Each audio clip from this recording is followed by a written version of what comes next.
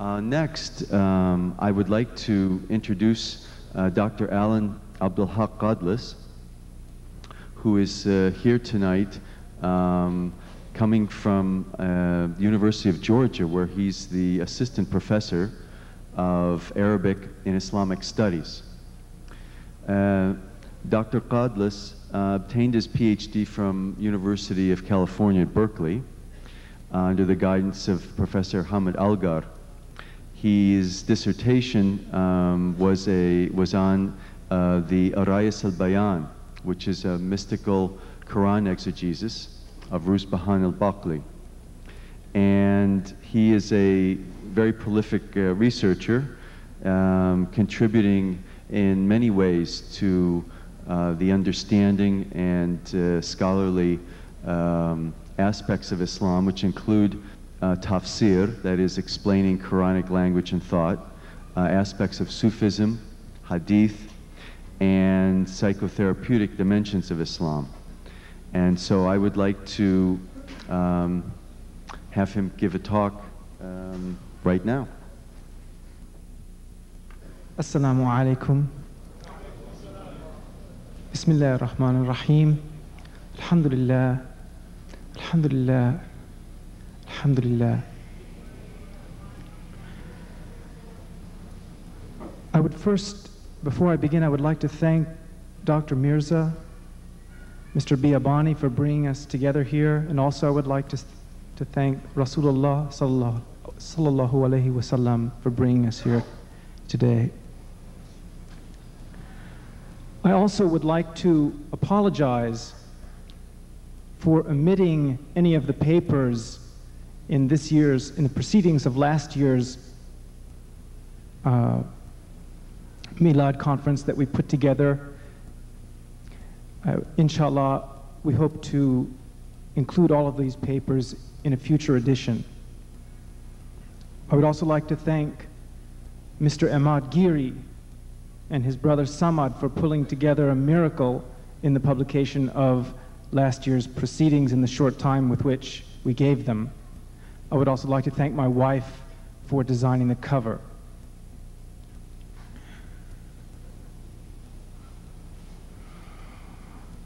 My talk today is about the journey of the soul, the transformation of the nafs in the Sufi Quranic commentary of Rusbahan al-Baqli called the Ara'as al-Bayan. In the 12th century, Rusbahan al-Baqli, who was an Iranian Sunni Sufi, wrote in Arabic and Persian a number of works dealing with Sufism, among which was a massive commentary on the Quran in Arabic called The Brides of Elucidation, the Ara'is al-Bayan.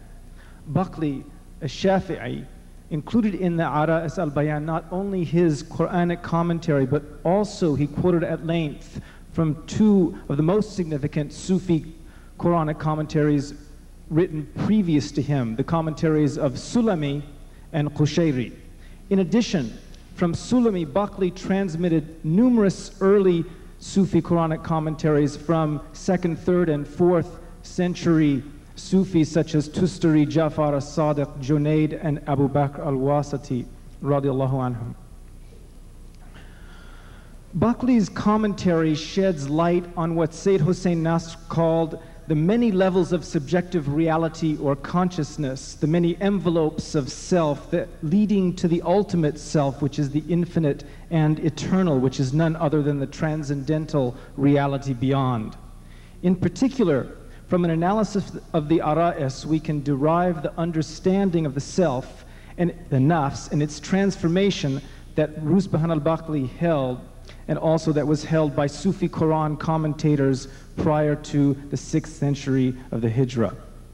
I will now discuss Baqli's understanding of the self by looking first at the origin of the nafs and its place in the plan of creation. Second, looking at the loss of awareness of its true nature. Third, by looking at its journey of return, both to awareness of itself as a mirror of Allah and to awareness, a journey of awareness of Allah. I will highlight three necessary components of the journey of regaining one's lost knowledge of Allah, these being tremendous discipline, unconditional surrender to God, taslim, and divine mercy, rahmah.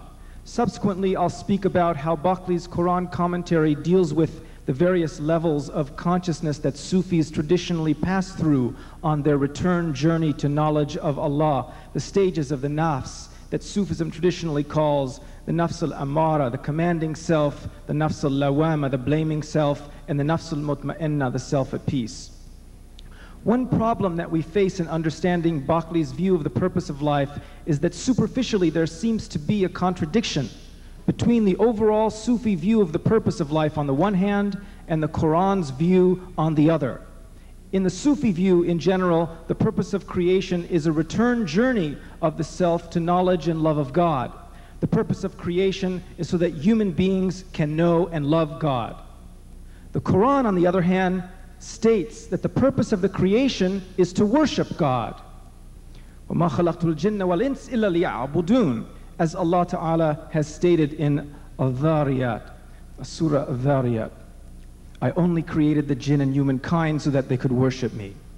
Although the Sufi viewpoint might appear to be at odds with the Quran certainly does not oppose the idea that the purpose of creation is to know and love God. Moreover, there are even traditions of the Prophet Sallallahu Alaihi Wasallam and sayings of companions that affirm that the phrase "to worship me" in the Quran may be understood as "to know me." At the core of the Sufi view of the purpose of life was the well-known but controversial Hadith Qudsi, where Allah Ta'ala speaks in the first person, "Kuntu kanzan makhfiyan fa'ahbabtu an u'rafa fakhalaqtu al-khalq likay u'raf." I was a hidden treasure and I loved that I be known, so I created creation in order to be known. Although the earliest I have seen this hadith is in 5th century Hijri, 11th century CE works, in particular the work of the Hanbali Sufi and patron saint of Herat, Dr.Abdal Ansari. By the 7th century of the Hijra, it can be seen throughout Sufi texts. Furthermore, the Quran asserts, and I quote, "Indeed we belong to God and return to God. Inna lillahi wa inna ilayhi raji'un." And also, as we will discuss later on, the Quran says, "Ya ayyatuha an-nafsul mutma'inna irji'i ila rabbiki radiyatan mardiya fadkhuli fi ibadi wadkhuli jannati." O self at peace, return to your sustainer, he content with you and you with him. In contrast, the traditional Sufi discussions of the return journey of the soul to know and love God presupposes a journey that can and should be accomplished during one's lifetime. This apparent contradiction between Sufism and the Quran was resolved in early, non-specifically Sufi Sunni Quranic commentary. In other words, in general Sunni Quranic commentary, this conflict, apparent conflict between the purpose of life to know and love God on the one hand and to worship God on the other, in Sunni commentary was resolved. Sunni Orthodox commentary maintained that the purpose of creation as worship of God on the one hand and knowledge of God on the other were not in fact contradictory. In the mainstream Sunni Quranic commentaries like Ibn Kathir, Qurtubi, Naysaburi, all include commentaries on the ayah, "I only created jinn and humankind so that they could worship me." And among their comments are interpretations of "to worship me" as being "to know me." Naysaburi, in fact, calls the interpretation of the purpose of creation as being to know God as being the viewpoint of the Ahl Sunnah. In addition, the Sunni Hadith scholars Mullah Ali Qari and Ajluni both asserted that Ibn Abbas, the Quran commentator par excellence among the first generation of Muslims, interpreted "to worship me" in the above mentioned ayah as "to know me." On account of this and Ibn Abbas's impeccable reputation, Mullah Ali Qari stated that even though there was no known chain of transmission for the Hadith Qudsi, "I was a hidden treasure and I loved that I be known, so I created creation in order to be known," even though there was no known chain of transmission for this, its meaning was sound, according to Mullah Ali Qari. Hence, for Sunni Islam, even for non-Sufis, the understanding that worshiping God implied knowing God was permitted, and thus the purpose of creation could be seen as being to increase one's knowledge of God. For non-Sufis, and even for some Sufis, especially in the modern period, the fact that the purpose of creation was linked with the gaining of knowledge of God did not necessarily mean that it was during their lifetime that humans were to make a return journey toward greater knowledge of God. In fact, for non-Sufis, life could be seen only as a preparation for an increased knowledge of God. Beyond learning the Quran, the acquisition of hadith, and the study of fiqh, the increase in knowledge of God would only actually happen after death, according to some Sunni Muslims. This, in fact, is the way in which non-Sufi Quran commentaries such as Jalalain interpreted the ayah, Inna lillahi wa inna ilayhi raji'un. Indeed, we belong to God, to Him do we return. Namely, the return journey to God is prepared for while we are alive, but we only set out in the hereafter. Only after death can God be known directly. This non-Sufi dismissal of life as an opportunity in which humans could increase their experiential knowledge of God marked a clear distinction between non-Sufis and Sufis such as Baqli, whose writings are filled with spiritual journeying, sayr, way stations, maqamat, unveilings, mukashafat, and witnessings, mushahadat. Baqli is a classical example of a Sufi who does not believe that one must wait until death to glimpse his beloved. Al-Baqli, like many Sufis, asserted that the purpose of creation was God's love of being known. Baqli resolves the apparent contradiction between the Quranic expression of purpose of the creation as worship and the purpose of gaining knowledge by citing Ja'far as-Sadiq, radiyallahu anhu. As-Sadiq, going slightly beyond the thought of Ibn Abbas, glossed the verse, I only created humankind and jinn so that they could worship me. He glossed it as, so that they could know me and then worship me. Although one might be tempted to see this as a Shiite influence on Sufism, in fact, Baqli was transmitting the report from Sulami, who without any doubt was a Shafi'i Sunni, and who in addition was an important link in the hadith collections of Al-Bayhaqi. In addition, in spite of being the sixth Shiite Imam, Ja'far as-Sadiq is seen as being a pivotal figure in the early history of Sunni Sufism and is an important link in the Naqshbandi Silsila. Elsewhere, Baqli states that the divine purpose behind creation, and thus the creation of individual selves, is to create beings who can have knowledge of obligations to God, huququllah, and to be receptive to love. Baqli expresses this in his commentary in the following Quranic verse. Ittaqullah, ittaqu rabbakum. Beware of your Lord, who has created you out of oneself, and out of it created its mate, and out of the two spread abroad a multitude of men and women. Baqli in his commentary states God wanted to originate creation so that creation could know divinity's claims on man, huququllah, and so that God could disseminate the lights of pre-eternal love in the vast expanse of hearts and the loci of spirits. And he states that the greatest human obligations to Allah Ta'ala, the greatest huququllah in turn, are knowledge of God, ma'rifah. The greatest human obligations to God are ma'rifah, knowledge of God, gratitude to God, shukr, and remembrance of God, dhikr. These are all our huquq that we owe God, all our obligations to God. Ma'rifah, shukr, and dhikr, according to Baqli in his commentary. This knowledge that we are obligated to attain, this ma'rifah, according to Baqli, is not simply the kind of knowledge that we understand when we ordinarily say, I know. Rather, it is being preoccupied with the awareness of God. It's preoccupation with the awareness of God is different than simply what we normally say when we say, I know. The crux of this knowledge of God, or ma'rifah, Baqli defines as knowledge of Allah by means of Allah, not by anything other than Allah. Thus far we've noted that for Baqli, the purpose of creation is so that the self can during its lifetime make a return journey to directly know and love God. A second essential point to his thought is that this ma'rifah, this gnosis, is attained by regaining a lost awareness of the whole self. The whole self for al-Baqli is the microcosm, or literally this substance of the undifferentiated whole, the Jawhar al-Basit. This microcosmic self, the cosmos in microform, in a human self, mirrors God, is the Mir'at al-Haqq. It contains all forms, and in the process of creation became manifest just prior to the creation of individual forms.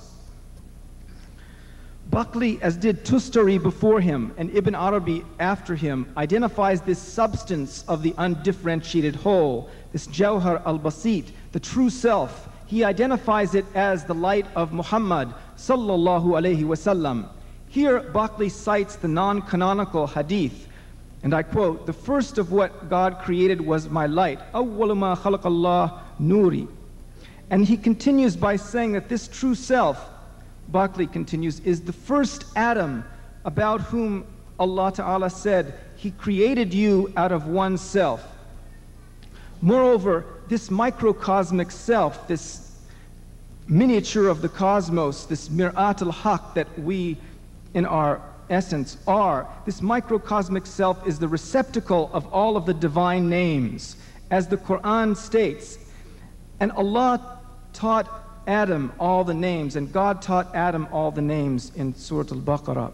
Yet although God created this primordial human microcosmic self in the words of the Quran, fi ahsani taqweem, in the highest stature, then God caused him to descend to the lowest of the low, the asfal safilin. In other words, although the human self is in principle the microcosm, Allah causes it to be unaware of its true nature. We're unaware of our true nature. After Allah causes the self to be unaware of its true nature and unaware of Allah, all it sees is its temporal existence. Therefore, it falls in love with that temporal existence, according to Baqli. Rather than falling in love, being in love with Allah, it falls in love with itself. Not being aware of Allah, the self resists ubudiyya, it resists servanthood to Allah. Seeing only its temporal self, the self has difficulty giving up the pleasure of its temporal existence. But if the self can experience the supreme pleasure, which is to become aware of Allah, this knowledge will enable it to give up its resistance to being a servant of Allah. This knowledge will enable it to give up the pleasure of temporal existence, of the dunya. I was paraphrasing his commentary there. It seems like an impossible situation. One has to extricate oneself from this self-love. On the one hand, the self has lost awareness of Allah and of its true khalifa, of its true khilafah, its true microcosmic self. To regain this awareness, however, it has to become a true abd, a true servant. Yet on the other hand, the self will resist servanthood until it attains awareness with awareness of Allah. In other words, if we had awareness of Allah, this would help us give up our infatuation with our ego.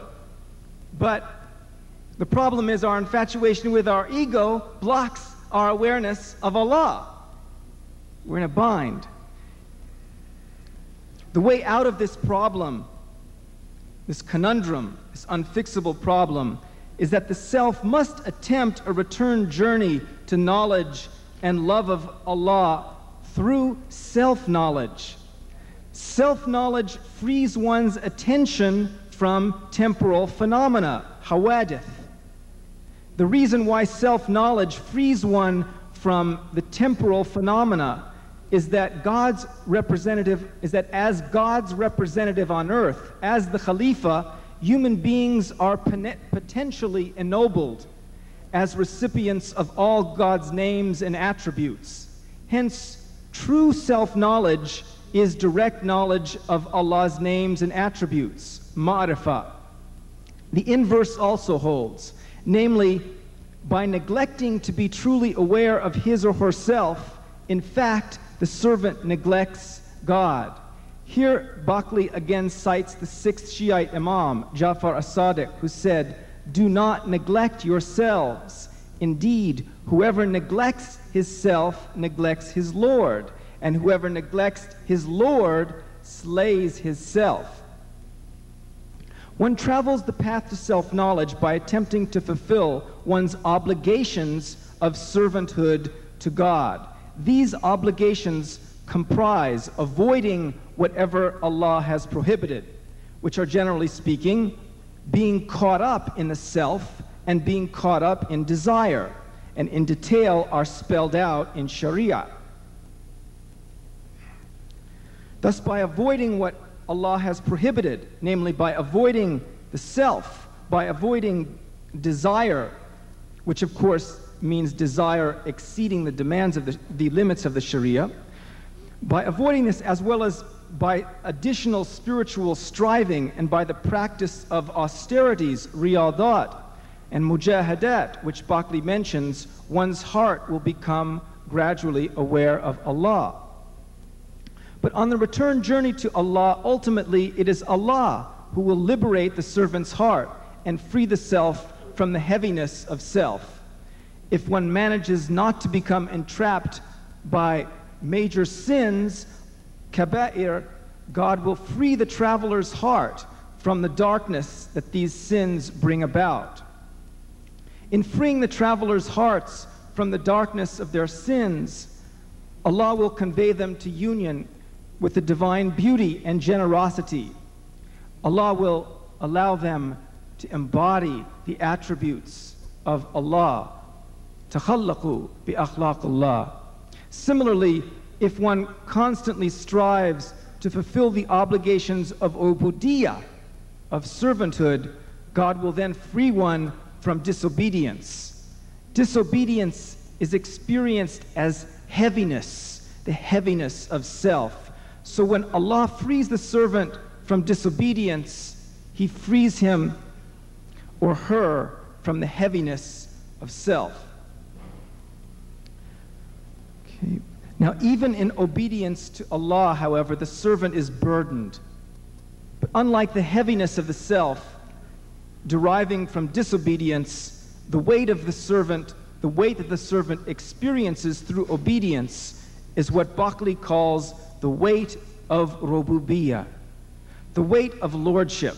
The weight of lordship, rububiyyah, is the burden that man accepted when he answered in the affirmative God's query, Alastu bi rabbikum, am I not your Lord? At this point, human beings committed themselves, we committed ourselves to carrying the burden of continuing to answer yes, Bala, by fulfilling our obligations to God.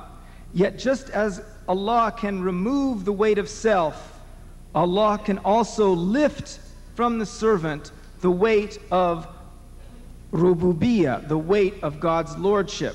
Thus, when the arif, the Gnostic, the knower of Allah, is aware of Allah, witnessing Allah, Allah lifts the heaviness of both lordship and servanthood from the Gnostic. I'm not saying that God lifts servanthood. That would be a mistake that Sufis were very careful to maintain. The abd is always the abd, and the Rabb is always the Rabb. But Allah lifts the heaviness of ubudiyyah and the heaviness of rububiyyah. Again, I'm paraphrasing Baqli's commentary. In fact, elsewhere, Baqli criticizes Al-Hallaj for not making and keeping that distinction. But he does state that Allah removes the heaviness of servanthood, its depressive quality.